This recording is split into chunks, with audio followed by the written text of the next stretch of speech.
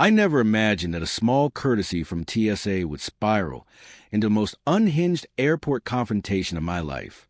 Picture this. I'm standing at the gate, holding my 6-month-old son, who's connected to a portable oxygen concentrator because of a serious lung condition.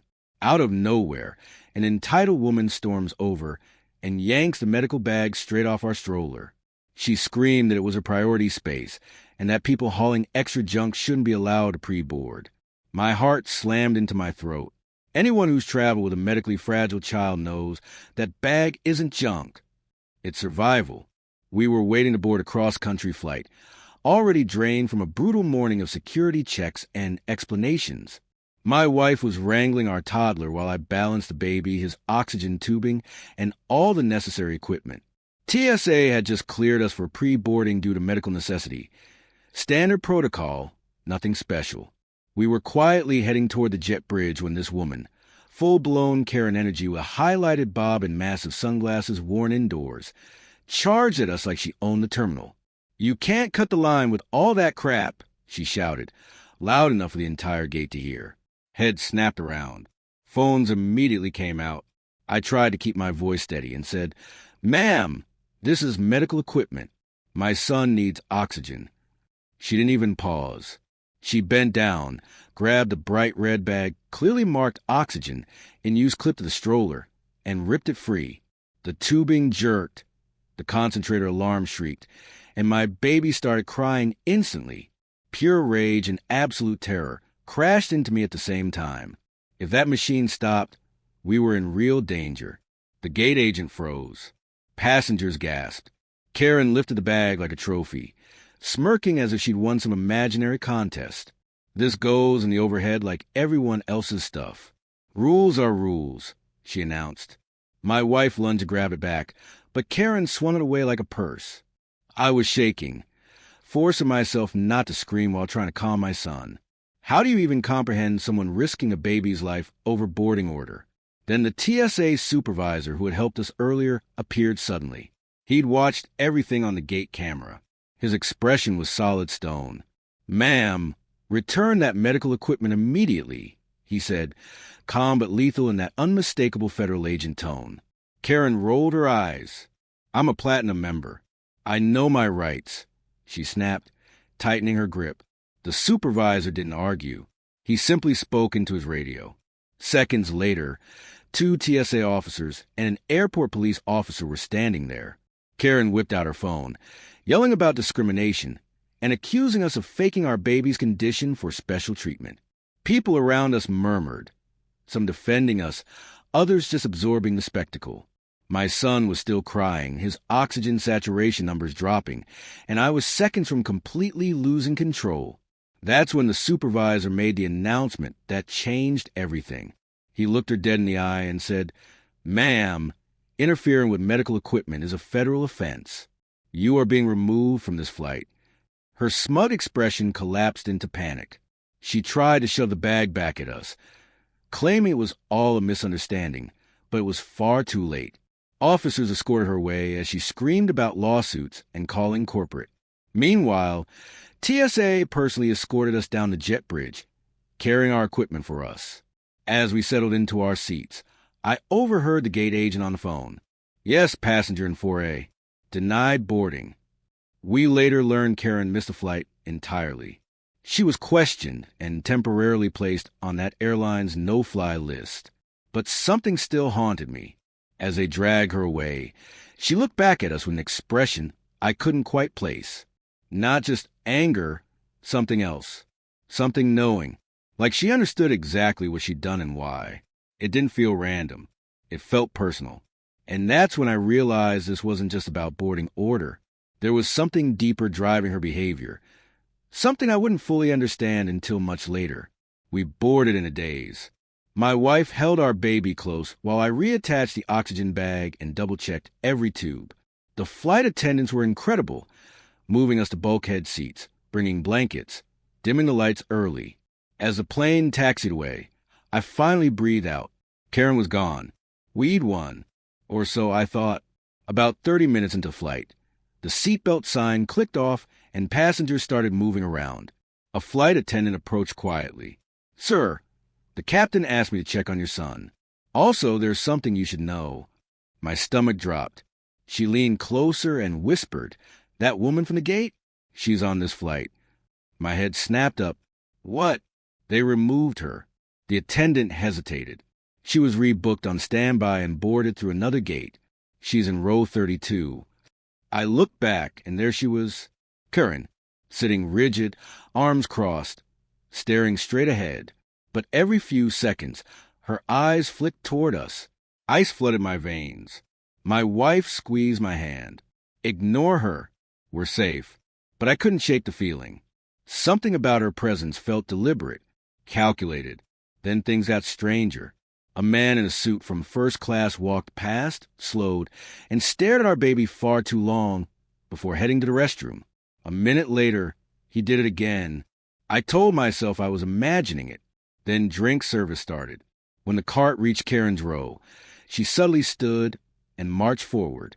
My heart slammed. She stopped right at our row, towering over us, sunglasses now perched on her head. I need to speak to you, she said quietly. No shouting this time. Worse, controlled fury. The flight attendant stepped in immediately. Ma'am, please return to your seat. Karen ignored her and locked eyes with my wife. You don't remember me, do you? My wife frowned. Should I? Karen's lips curled into a bitter smile. Of course not. People like you never remember the ones you destroy. The cabin went silent. Phones subtly angled our way. I stood up, placing myself between her and my baby. You need to leave us alone. Now. Karen didn't flinch. You took everything from me. My job, my reputation, all because of your lies. My wife went pale. I have no idea what you're talking about, she whispered. That's when Karen dug into her bag and pulled out a folded piece of paper. She thrust it toward my wife. Read it out loud if you want everyone to know what kind of people you really are. The flight attendant moved to take it, but Karen yanked it back. This is between us.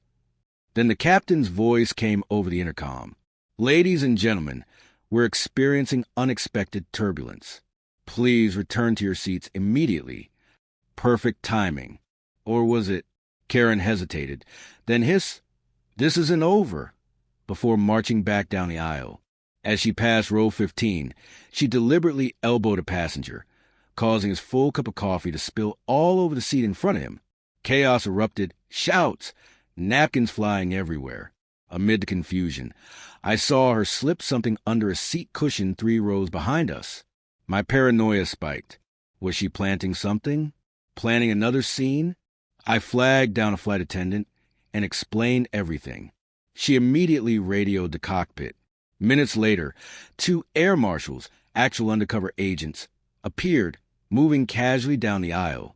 They stopped near the seat where Karen had slipped the item. One sat, reached under, and pulled out a small envelope. He glanced inside, face hardening, then nodded to his partner. Karen was quietly removed, hands zip-tied behind her back, and escorted to the rear galley, all while the plane cruised. No announcements, no drama, just gone. Passengers whispered. Stunned, someone behind me muttered, What was in that envelope? I didn't know yet, but my gut told me it wasn't good. The flight attendant returned with a new message from the captain. We're making an unscheduled stop in Denver for a security issue. Local authorities will meet the aircraft. My wife and I exchanged terrified glances. What had Karen been planning? Why was she obsessed with us? And how did she even know my wife? As we began our descent, the air marshal who had found the envelope stopped by our row. He handed the folded paper Karen had tried to give my wife earlier. You might want to read this privately, he said quietly. My wife unfolded it with trembling hands, her face draining of color. She looked at me, tears forming. Oh my God, I do know her. At that moment, I realized the real nightmare wasn't the gate incident. It was why she had risked everything to confront us mid-flight. The plane landed in Denver with a jolt that matched my heartbeat. FBI agents and local police were waiting, guiding passengers off in small groups to maintain calm. Our family was escorted first into a private room. My baby was asleep against my wife's shoulder, oxygen humming steadily, while we were wide awake and shaking. A special agent introduced herself as Ramirez. She was kind but direct. "We need to understand a connection between you and the passenger removed." My wife handed over Karen's paper. Ramirez read it silently, then looked up. "This is a printout of an old HR complaint filed against your wife 5 years ago." My wife exhaled slowly, relief and horror mixing. "I knew I recognized her," she whispered. "Her name is Lisa Hargrove. She used to work under me at the Children's Hospital in Chicago. I was the NICU director." The story poured out. 5 years ago, Lisa was a respiratory therapist in the unit, confident, experienced, entrusted with the sickest patients. One night, a premature baby on a ventilator began crashing. Alarms blared, oxygen plummeted. Lisa adjusted the settings herself, insisted it was a clogged tube, but protocol required calling the attending immediately. She waited almost 8 minutes, afraid of looking incompetent. By the time the doctor arrived, the baby had suffered irreversible brain damage. Parents sued. Internal investigation found Lisa had delayed critical care. My wife, as director, had no choice. She recommended termination. Lisa lost her license for 2 years. Her marriage collapsed, and she spiraled, blaming my wife entirely. She'd harassed my wife online anonymously for years. We moved cross-country, thinking it had ended, but after the gate incident, Ramirez explained, "Lisa had deliberately bought a ticket on our flight, monitored social media, dug up old photos, travel plans, and hospital tags. She planned the confrontation. The envelope the air marshal recovered contained printed photos of our family taken from outside our home and a handwritten note. 'I will make you feel the helplessness I felt when you ruined my life.' The real twist chilled me. Ramirez slid a tablet across the table, showing Lisa's phone records. In the weeks before the flight, she'd been in contact with an anti-vax influencer offering $10,000 to expose parents allegedly faking medical conditions. She convinced herself our son's lung condition was exaggerated, just like she once convinced herself that baby didn't need immediate medical attention. She tried to grab the oxygen bag on camera to sell the footage. Her gate outburst wasn't entitlement. It was premeditated.